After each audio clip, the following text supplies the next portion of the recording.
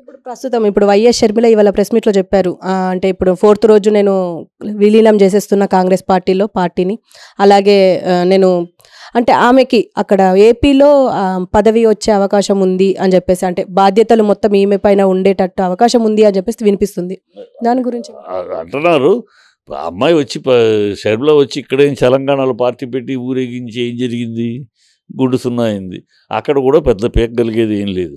అదే ఒకవేళ కాంగ్రెస్ కుటుంబాన్ని చీల్చి కుటుంబంలో ద్వేషాలు పెట్టి ఏదైనా చేయదలిస్తే ప్రయత్నించవచ్చు. కాంగ్రెస్ అలాంటి నీచ కార్యక్రమాలు ఈజీగా చేస్తుంది.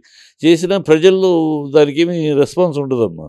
నువ్వు రాజకీయంగా పోరాడదారు కుటుంబ కలహాలతో రాజకీయాలు చేయాలనుకుంటే అది ప్రజలు హర్షించరు. ఈ కాంగ్రెస్ ఇప్పుడు ఏమీ లేదనుకో, ఈ ఉన్నది కూడా ఊడుద్ది అంతే. ఇంతకన్నా ఏమి షర్మిల ఇక్కడికి వచ్చి కూర్చున్న వల్ల ప్రజలు ఆహా షర్మిల అని హారతలు ఇచ్చి ఏం పట్టేది ఉండదు. ఏమి చేసింది షర్మిల రాష్ట్రానికి సంబంధించి? ఏమి చేసింది? ఏం చేయగలిగింది? ఏదో వాళ్ళ అన్నయ్య జైల్లో ఉంటే వాళ్ళ అన్నయ్య తరపున ప్రచారం చేసింది, తిరిగింది, అంతేగా. ప్రజలకు ఏమన్నా చేసిందా? రాజశేఖర్ రెడ్డి గారి పేరు చెప్పేసుకుని ఇంట్లో ఉన్న వాళ్ళందరూ అయిపోతాం అనుకుంటే ఎట్లా? జగన్ కూడా ప్రజలు ఒకేసారి చూడాల. 10 ఏళ్ళు తిరిగినాకే ఇచ్చారు. 10 ఏళ్ళు ప్రజల ముందు రాజశేఖర రెడ్డి గారు సీఎం అనగానే ఆయన బిడ్డలు, ఆయన ఇంట్లో వాచ్మెన్ అందరూ అయిపోతారు అనుకుంటే అది కాదు కదా. జగన్ అయ్యాడంటే తిరిగాడు ప్రజల మీద తిరిగాడు. 10 ఏళ్ళు, 1 సంవత్సరం కాదు 2 సంవత్సరాలు, 10 ఏళ్ళు తిరిగాడు. తిరిగి ప్రజల్లో ఒక అవకాశం వచ్చినప్పుడు నాకు ఒక అవకాశం ఇవ్వండి అన్నాడు. ప్రజలు కూడా ఆ సందర్భాన్ని బట్టి ఓకే, ఈ చంద్రబాబు అనే దౌర్భాగ్యం వద్దు మనకి అనుకున్నప్పుడు వేరే ఆల్టర్నేటివ్ ఎవరు కనపడలా, జగన్ కనపడ్డాడు, ఓకే ఇద్దాంలే ఇచ్చారు అంతే. అంతే అంటారు. అంటే ఇప్పుడు అంత పవర్ఫుల్గా అప్పుడు స్పీచెస్ కానీ, వైఎస్ షర్మిల స్పీచెస్ కానీ, అంటే ఆయన లోపల ఉన్న ఈమెనే జగన్ అన్నట్టుగా ప్రవర్తించింది కదా, అంటే చేసింది కదా. సో ఇప్పుడు కూడా ఆమెకి ఆరతులు పట్టే అవకాశం ఉందేమో. లేదు, ఎందుకంటే ఆ రోజు జగన్ కోసం తిరిగింది కనుక ఆరతులు పట్టారు. పాప అన్నయ్య జైల్లో ఉన్నాడు, అన్నయ్య కోసం తిరుగుతుందని. ఇప్పుడు ఎవరి కోసం తిరుగుద్ది? పదవి కోసం తిరుగుద్ది. నీకు పదవి ఇచ్చేంత సీన్ లేదులే అని ప్రజలు తురుపు తిరిగి దండం పెట్టుకోమ్మా, నువ్వంత సీన్ లేదులే, అనవసరం ఆశపడద్దు అని చెప్పి తిప్పి పంపిస్తారు తప్పితే ఏమి హారతలు పట్టరు. అంటే ఇప్పుడు కర్ణాటకలో ఇటు తెలంగాణలో కాంగ్రెస్ ప్రభుత్వం ఏర్పాటు చేసింది. అంటే మేబీ ఇన్ ఫ్యూచర్లో వచ్చే అవకాశం ఉందంటారా? అంటే కాంగ్రెస్ ప్రభుత్వం కాంగ్రెస్ ఇక్కడ 2 చోట్ల వచ్చింది, దేశం మొత్తం పోతుంది. ఇక్కడ 2 సీట్లు రావడంలో 2 ఈక్వేషన్స్ ఉన్నాయమ్మా. కర్ణాటకలో రావడంలో కాంగ్రెస్ గొప్పతనం కాదు, బీజేపీ తప్పుడు. ఆ 40% ఎప్పుడైతే కమిషన్ అనేది ఎస్టాబ్లిష్ అయిందో ఆల్రెడీ డిసైడ్ అయిపోయింది. ఎలక్షన్కి 6 నెలల ముందే బీజేపీ కేల్ కథం అనేది డిసైడ్ అయిపోయింది. ఏదో పాపం అమిత్ షాను నడ్డా పిఎం తిరిగి అలా ఓట్ బ్యాంకు తగ్గకుండా పర్సంటేజ్ తగ్గించుకోకుండా కాపాడుకోగలిగే తప్పితే ఓడిపోతుందని ప్రజలందరికీ తెలుసు. ఈ ఆల్టర్నేటివ్ అందులో కర్ణాటక ఏంటంటే ఆల్టర్నేటివ్. మీ చరిత్ర మొత్తం తీసుకుంటే కర్ణాటక ఒక 5 ఏళ్ళు పరిపాలించే ప్రభుత్వం మరో 5 ఏళ్ళు ఉండదు. మళ్ళీ నెక్స్ట్ ఆల్టర్నేటివ్ రావాల్సిందే. కర్ణాటక ఒకటి, పంజాబ్ ఒకటి, యూపీ, ఇది అనేక రాష్ట్రాల్లో ఆల్టర్నేటివ్ వస్తూ ఉంటారు. యూపీలో మన బీజేపీకి మార్పు తెచ్చింది రెండోసారి రావడం జరగదు. ఇవన్నీ చరిత్ర. అలాగూ ఆ ఉద్దేశం గెలిచింది. ఇక్కడ ఆంధ్రాలో తెలంగాణలో గెలవడానికి కారణం బీజేపీ కాంగ్రెస్ సహకరించింది. బీజేపీ స్ట్రాటజీ దెబ్బతింది. బీజేపీ ఏం చేసుకుంది,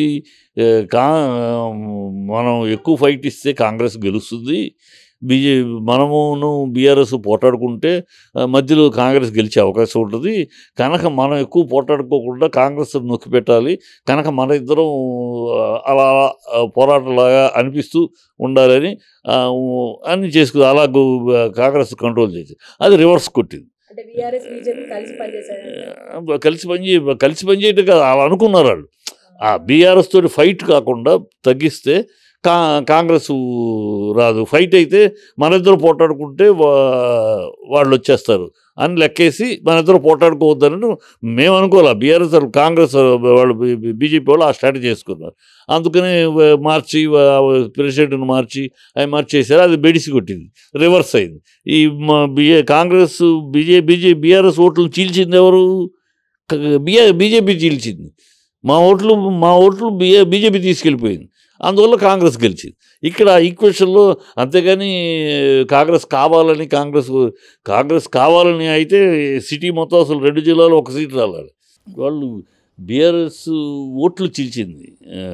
అందుకని జనాలు ఏమి బీఆర్ఎస్ని వద్దనుకుంటే ఇక్కడ మరి సిటీ మొత్తం రంగారెడ్డి జిల్లా కానీ ఎందుకు రంగారెడ్డి జిల్లా అయినప్పుడు మొత్తం బీఆర్ఎస్ఏ వచ్చింది. అంటే అక్కడ చిన్న ఈక్వేషన్లో మిస్ అయింది. అంతే. మిస్ అవటంలో ఆ 12 సీట్లు అట్లా మారటంలో పర్సంటేజ్ ఎంత తేడా బీఆర్ఎస్కిను గెలుపు గుర్రానికిను 1.79 ఎంత ఆఫ్టర్ ఆల్ ఒక చిన్న స్విఫ్ట్ అయిపోయేది. అది కొంచెం అప్రమత్తంగా లేకపోవటం బీఆర్ఎస్కు మనం కొంచెం భరోసా మనకి అంటే కాంగ్రెస్ను నమ్మి ఓట్లేస్తారా జనాలు అనే ఒక కాంగ్రెస్ అంతటి దౌర్భాగ్యమైన పార్టీ దేశంలో లేదు. అది అవినీతికి అడ్రస్ అదే, ఆశ్రిత పక్షపాతము, అవినీతి, అక్రమాలు అన్నిటికీ అదే.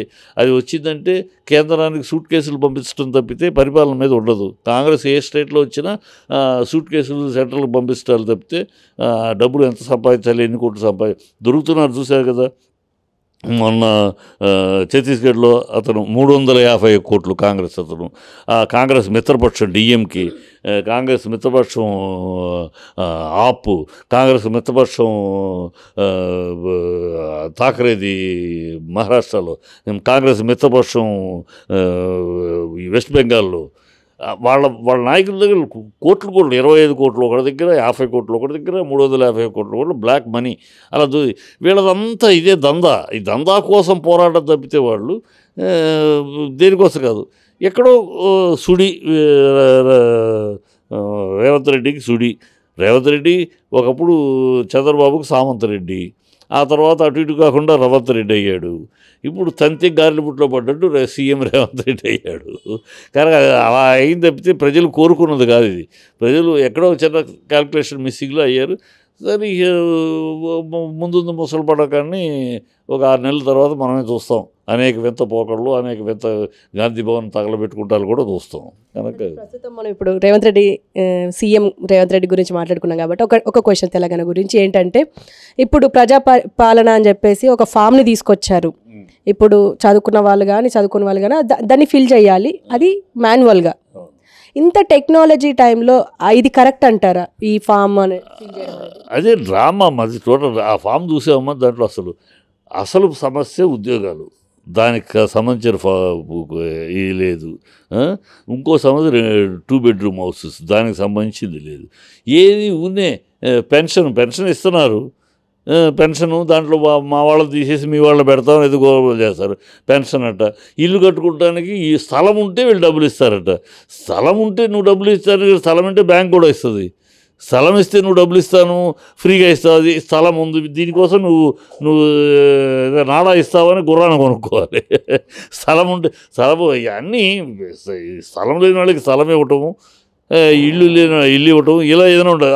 అవి కూడా ఉన్నాయి ఐవాష్. దాంట్లో ఏమి ఎవరికి పెద్ద ప్రయోజనం జరిగేది ఏం లేదు. ఇప్పుడు బస్సు పాస్ అన్నారు. బస్సు పాసు ఫ్రీగా చేస్తే ఆ నష్టం ఎవడు పూడుస్తాడు?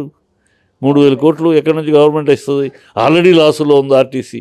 కొన్నాళ్ళు నడుపుతారు, మొన్న రేపు ఎమ్మెల్యే ఎంపీ ఎలక్షన్లు అయ్యేదాకా నడుపుతారు, తర్వాత ఆర్థికంగా లేదని ఇది చేస్తారు.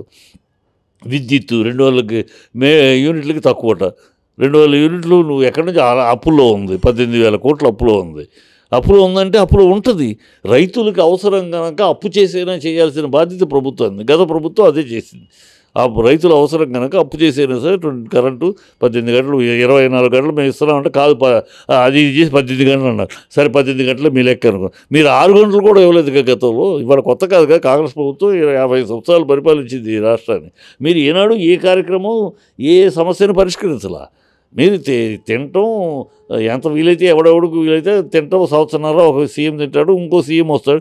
రేపు జరగబోయేది ఇదే. ఒక సంవత్సరం అవగానే ఈ ఇంప్లిమెంట్లు అవ్వవు, సరిగ్గా జరగవు. ఈ రేవంత్ రెడ్డి అనే వ్యక్తి వల్ల అతనికి చేత కాలేదు కనుక అతన్ని మార్చేసి ఇంకో సీఎంని పెడతారు. అలా ఆ విషయాన్ని అలా మైమరుపు ప్రజలు డైవర్ట్ చేయటం. ఇప్పుడు ప్రజలు డైవర్ట్ చేయటమే. ఎంతసేపు డబ్బులు లేవు అని ఎందుకు కలర్ పుట్టిస్తున్నారు? వీళ్ళకి అప్పుకిను క్యాపిటల్ ఇన్వెస్ట్మెంట్కి తేడా తెలియదు. అప్పు అనేది అప్పు చేయకుండా ఏ రాష్ట్రమైనా ఒక్క రాష్ట్రం ఈ దేశంలో ఉందా, ఒక దేశం ఈ ప్రపంచంలో ఉందా? అప్పు అనేది చేస్తారు. అప్పు ఎందుకంటే ప్రజా అవసరాలకి అవసరమైనప్పుడు డబ్బు లేదని ఏ ప్రభుత్వం ఆగకూడదు. ఆగితే అది పరిపాలన కాదు. ప్రజా అవసరాలకి అప్పు చేసినా ప్రజల అవసరాలు తీర్చాలి. అలాగే గత ప్రభుత్వం అనేక డెవలప్మెంట్లు చేసింది, కనపడుతుంది. అందుకని సిటీలో ప్రజలు అలా ఓట్లేశారు. అన్ని డెవలప్మెంట్లు జరుగుతున్నాయి. ప్రజల అవసరాలకి విద్యుత్ కోసం అప్పు చేసైనా సరే సరఫరా చేశారు. అలాగే బస్సులు నష్టాల్లో ఉన్న నడిపించారు. నష్టాలు మీలాగా ఇప్పుడు చేస్తాను ఏం చేస్తారు? ఇప్పుడే ఆల్రెడీ అయిపోయినాయి, డబ్బులు లేవు, ఖజానాలో డబ్బులు లేవని మొరబెట్టుకుంటున్నారు. తెలియదా? ఎలక్షన్ ముందు తెలీదా? ఎలక్షన్ ముందు అప్పుల్లో ఉందని అందరికీ వాళ్ళేమీ దాచిపెట్టలేదుగా. గత ప్రభుత్వం దాచిపెట్టలే. మేము అప్పులు లేవు, దీంట్లో ఉన్న అప్పులు ఉన్నాయని ప్రతి సంవత్సరం ప్రతి డిపార్ట్మెంట్కి సంబంధించిన శ్వేతపత్రాలు ఇస్తూనే ఉన్నాం అసెంబ్లీలో. అప్పులు ఉంటాయి. డెవలప్మెంట్ చూడాలి. దాంట్లో ఆ అప్పు తెచ్చిన డబ్బులో ఎంత క్యాపిటల్ ఇన్వెస్ట్మెంట్ పెట్టారు.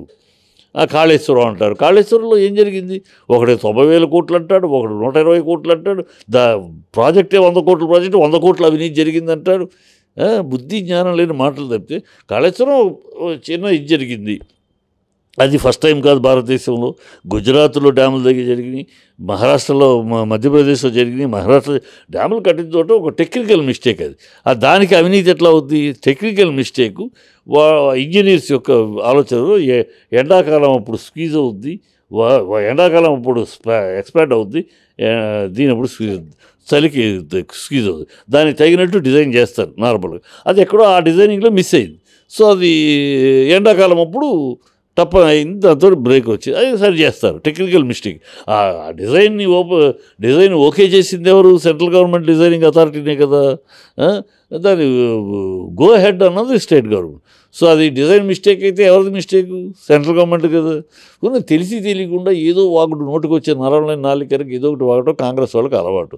ఇప్పుడు ఏదో అప్పు వీళ్ళకి క్యాపిటల్ ఇన్వెస్ట్మెంట్కి తేడా తెలియదు, అప్పుకి తేడా. అప్పు ఉందంటే ఎంత ట్రయల్ బ్యాలెన్స్ వేస్తే అప్పు అసెట్స్ ఎంత పెరిగినాయి, ఆస్తులు ఎంత పెరిగినాయి. ఇవాళ తెలంగాణ అనగానే భారతదేశం మొత్తం అలా పెద్ద ఏమిటి, వాట్ ఇస్ దిస్ తెలంగాణ అని గొప్పగా చూస్తున్నాం. తెలంగాణ బ్రాండ్ ఇమేజ్ పెరిగింది. దాన్ని నాశనం చేయడానికి వీళ్ళ రాజకీయం కోసం తెలంగాణ ఏదో అయిపోయినట్టు, తెలంగాణ ఏదో అప్పుల పాలు కూరుకుపోయినట్టు, లేనిపోని తెలంగాణ ఆత్మాభిమానాన్ని, తెలంగాణ యొక్క బ్రాండ్ ఇమేజ్ని నాశనం చేస్తున్నారు. ప్రజలు అవి గుర్తిస్తారు, తొందరలో వీళ్ళని తరిమి కొడతారు.